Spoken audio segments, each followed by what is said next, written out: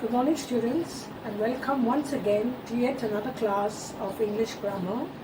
We will be continuing with our topic non-finite verbs. In the last two classes, we have done non-finite verbs, the infinitives, which was the to plus the verb, and we did the gerunds, which was the verb plus ing.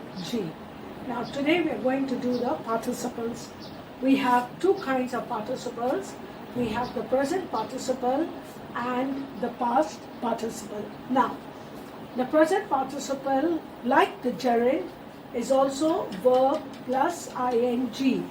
I repeat, the present participle, like the gerund, takes the same form of verb plus ing. But you will find that the functions are different. The gerund functions as the subject or the object of a sentence, whereas the participle will function in a different way. So even though it is verb plus ing, you make note of how the verb plus ing is functioning in a sentence. The first function is that it forms the continuous tense. Now we know that continuous tense is ing. Therefore, the present participle helps to form the present continuous tense. In the present continuous tense, you need to have an auxiliary. So is the auxiliary over here.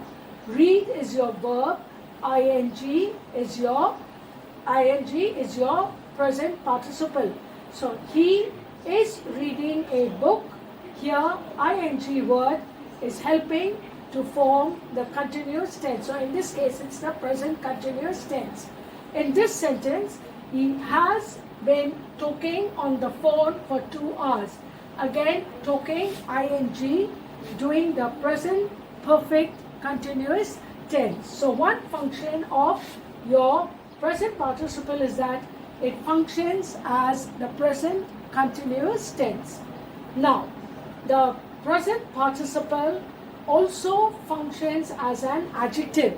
Now we know that adjectives describe nouns. I repeat, adjectives describe nouns.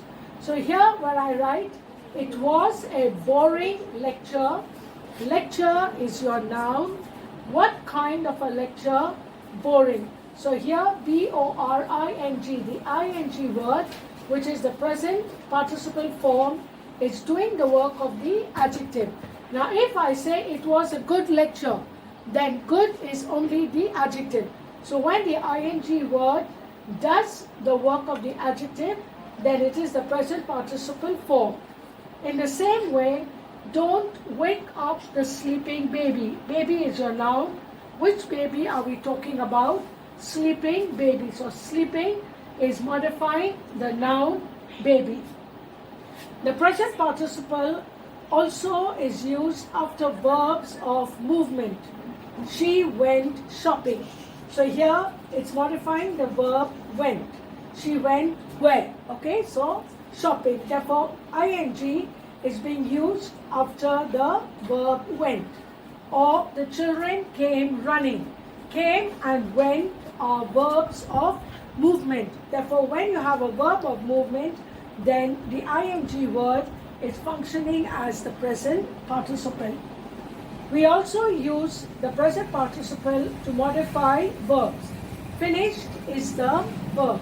So when I say having finished the homework, the boy went to play. Then having is modifying finished. When you say having finished, this is what we call as a perfect participle. So ing with the verb will give you the present participle modifying the verb.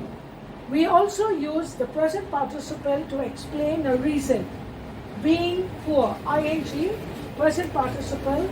Being poor, he did not spend much on clothes. So why did he not spend much on clothes? Because he was poor.